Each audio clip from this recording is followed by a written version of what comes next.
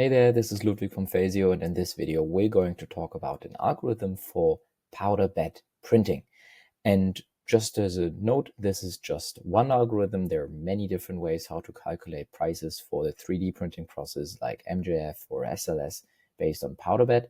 But let's go into a few key considerations for this algorithm that you'll also find the code for in the Phasio docs.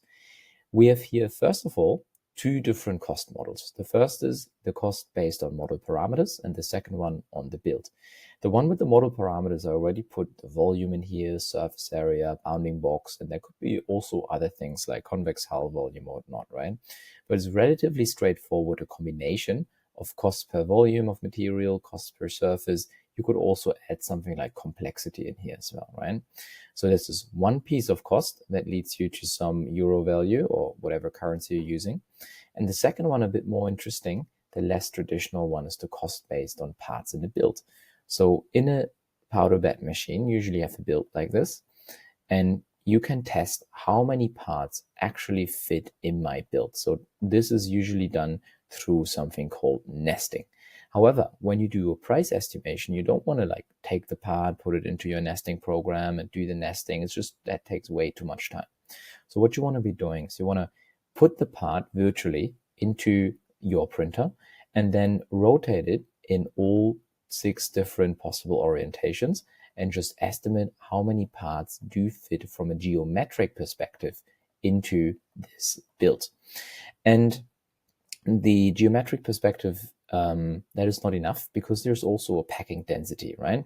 So the packing density might be something like 10%, and oftentimes a lot more parts fit geometrically into the build, and then you're limited by the volume that's actually possible to be printed though, right? Which is the 10% packing density. So what we determine is we determine the number of parts that fits into the printer. So the maximum number of parts that fit into the printer.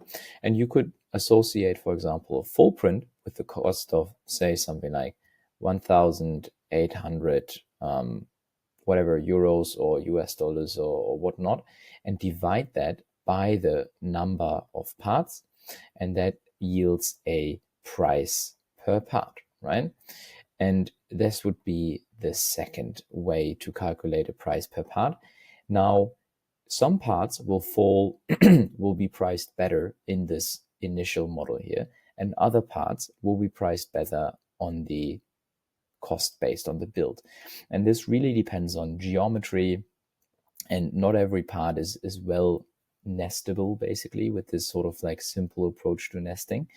And hence what we do is we take the result from here and the result from here, and we do a simple max of the two. So the price of the part will then either be calculated through the first way or the second way, and we take the maximum right here. Okay, so let's take a look how that looks like in the code. And I've prepared the code here for you already. I'll just copy the code into my Phasio, and we'll create a new function that will be MJF, or a new process rather, and I'll have create this. You can also mark this as internal if you have other live ones so that your customers don't see this yet, right? Create the equation, and then you'll still see that your variables, they're not defined yet, right? So let's go ahead and define these variables under the material section. I'm going to add the variables one by one, but I'll pause the video for that. Now that we have all the variables added here, I'm going to add a material, and that's going to be PA12, for example, and I have the pricing variables in here now. So the model offset is half of the distance that should be between two models. So say like your model offset is like 5 millimeters between models, so we're just going to put 2.5 millimeters in here. The price for full build, I'll just put 1,800 in there. And then the volume price, these are numbers that you need to tune afterwards to meet your requirements, right? I just put 0.4 for the area price. I put 0.01. The minimum margin and maximum margin, these are basically the margins that you want to apply at the minimum, say minimum 10%, the maximum something like 70%. And then these variables here, minimum profit per part, we have not discussed these yet, but I'll get into them towards the end of the video. So you have the minimum profit per part at the minimum margin. So I want to make at least 50 cents when I'm at the cheapest price, and the minimum profit when I'm at the most expensive price, I want to make per part at least €5. And that's when you have tiny, tiny parts, right? That are really, really cheap, right? You still want to make margin, because when, say, a part costs only €1 and you have 70% margin, right? Then you have 170, and you're like, okay, but that's not enough money to justify you and your employees do the work. So this is the minimum profit that's set here. Then there's the maximum packing density, say 10%, and your discount speed. And we will talk about discounts when I also mention more about the margins. So let's just use these numbers for an example. Hit add, and we have our PA12 added. So let's go back to the equation, and now we can go ahead and paste the equation in here. Okay, let's go line by line and understand what happens. Then this is our powder bed pricing algorithm, and we want to understand what this algorithm actually does. So let's start from down here where we're like, okay, calculate the final unit price. So there's a function called calculate unit price. I hit control, I click into that function. I'm like, all right, what happens here? We need the parts per build, and then it's calculating how many parts fit into the build, but essentially we need that to get to the maximum parts per build, right? And that is the function here, calculate maximum parts per build. So let's look into this parts per build function. It's taking all different possible orientations of the model, iterating through these orientations and defining the number of parts that would fit theoretically in that. If we go back to the bottom down here, right? So we have the parts per build. Then it seems like we're calculating the printer volume, and that to get the effective packing density, right? If you have this many parts in the build from a geometric consideration, and then take a coin, for example, or a little dice, right? It would fit many, many parts in there, but you can't actually print at such high densities. So what we're doing here in this function, calculate max parts per build, we're actually taking into account the parts per build and the effective packing density to actually reduce the number of parts accordingly to the maximum packing density that is supplied. And if you take a control click, you can take a look at the logic, and if the effective packing density is smaller than the maximum packing density, then you directly get the parts per build that was previously calculated. And in the other case, when the effective packing density is larger than the maximum, that number is reduced. All right, so once we know how many parts fit in our build, we can actually determine the build cost, right? Because the build cost has then calculate build cost just needs the maximum parts per build. Let's take a look into that equation, and it's taking then the packing efficiency. So if you have a part that fits like all the full 10%, then it's taking the price for the full build divided by the number of parts, right? But if the packing efficiency of your part is actually only like half, for example, of the 10%, well, then it's going to reduce the price for the full build, so that the price per part is also reduced. And just let's go through this in like on such an image in here, because you can of course, like in this concept, right? It's like you have your parts that fit into your full build volume, right? And you might have a part that is something that is a little bit more like a big bowl, right? And the big bowl has very, very little volume, but it fits, like only one part fits into the entire build chamber, right? So the printable volume that this bowl takes into account might actually only be like 1%, might actually only be 1% of the total, which would then be, of course, 10% of the printable volume, right? And then that means you still have like 9% of the printable volume left. right? So you could fit small parts, like down here could fit a small part, up here could fit a small part, right? So for this bowl, you shouldn't actually take into account the entire 1,800, but rather only take into account a tenth of that, because there is still 9/10 of printable volume available. So for this part, it wouldn't take 1,800, but it would actually rather take 180 into account for that part. And then, since that's only divided by 1, because only one of these bowls fit in there.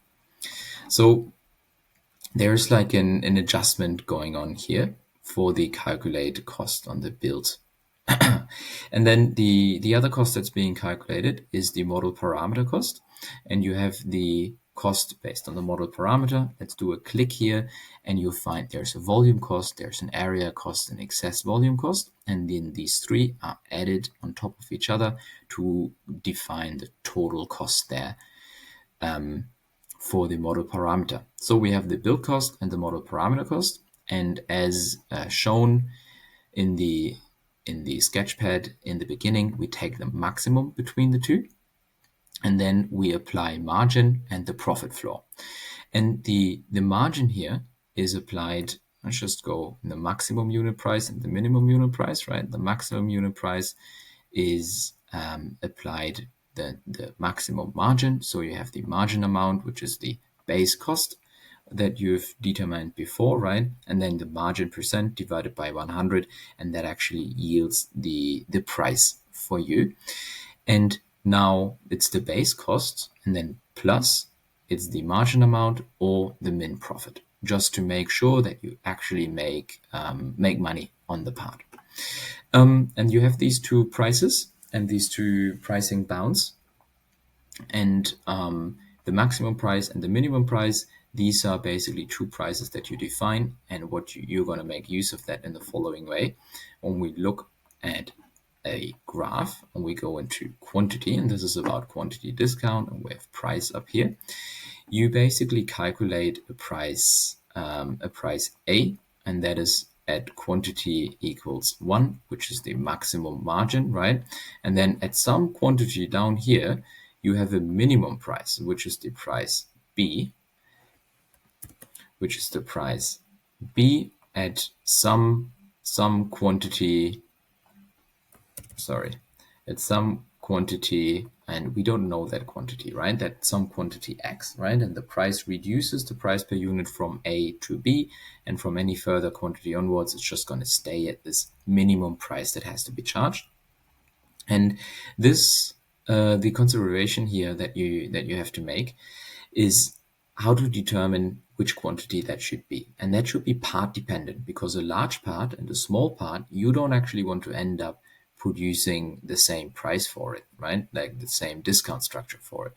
So for a small part, this B might be somewhere here, right? And then the discount is kicking in way slower than, for example, for a large part. So that is something that you determine with the discount speed, because the maximum discount is a function of, in this algorithm, of course, of how many builds certain parts fill. So if your maximum number of parts, right, your max number of parts is, for example, 100, and a person orders, like there's a request for also 100 parts, then you would have the request would fill one full build, right? And if your discount speed is, like, I'll just do VD, if your discount speed is set to 1, then the result of that will actually be that with ordering 100 parts, you will have the maximum discount defined, right? And if you order only 50 parts, then you will be at half of the discount. And you can, of course, change the value of the discount speed to decide at how many build volumes do you give the full discount. And that is what's happening here in the calculate discount function, because it's checking basically whether the quantity already reached the full discount quantity, and if not, then it's taking a linear approach for the linear interpolation between the maximum and the minimum price right there. So Summary, first of all, you calculate the unit price with this function. Then you get the maximum and the minimum price for the unit price, right? And then in the final unit price, you have a calculate discount function, and it's taking into account how many parts are, like the quantity, takes into account the quantity, and hence then travels from the maximum unit price all the way to the minimum unit price as a function of the quantity. I will just put V1 in here and just go ahead and save this. And we have created a material already, mark this as live. And let's go ahead and upload a model and take a look how this looks like. Well, let's take a small one and a large one and see then about the differences. So I'll go ahead and change this to MJF PA12 and I'll apply the configuration for both. And you see how the small one is a lot cheaper, right? Let's take a look into modify pricing. The maximum parts per build are set to be 146. Then the maximum parts per build on this one are set to be 11. And you could go ahead and, for example, change the packing density to be a little bit higher. Say instead of 10%, we want the packing density to be 15%, right? And you see that the maximum parts per build is actually increasing. So if you did 19%, for example, that doesn't have an effect anymore, a large effect anymore. But we could do the same also on, for example, the 2STL. And we would see that suddenly 220 parts fit in here. So you can really make use of these variables to understand with this packing density and my settings, how many parts does this estimate to fit into the print? And evidently, this is never going to be as precise as your nesting tool that actually takes 30 seconds or like whatever, 5 or 6 seconds to do the proper nesting, right? Because it's not designed to do that. Because usually when you do nesting, you're also just having multiple different parts in there, right? This is just about the efficiency for one part. And you can see then, based on the packing density changes, also your build cost changes, right? For 15%, we're at 8.1, and then for 10%, we're at 12. But the model parameter cost is slightly higher, 13.37, and hence the whole margin calculation afterwards takes into account this way one cost through the model parameters. And with that, I want to end this video. I know that this pricing equation can be a little bit complex to understand, but please reach out to us if you have any questions, read the articles, and then also have a play with your settings in here, play with your discount speeds, play with your model offsets and with the different margins in order to tune towards the right parameters. And I'm sure you'll get great results. Thank you and bye-bye.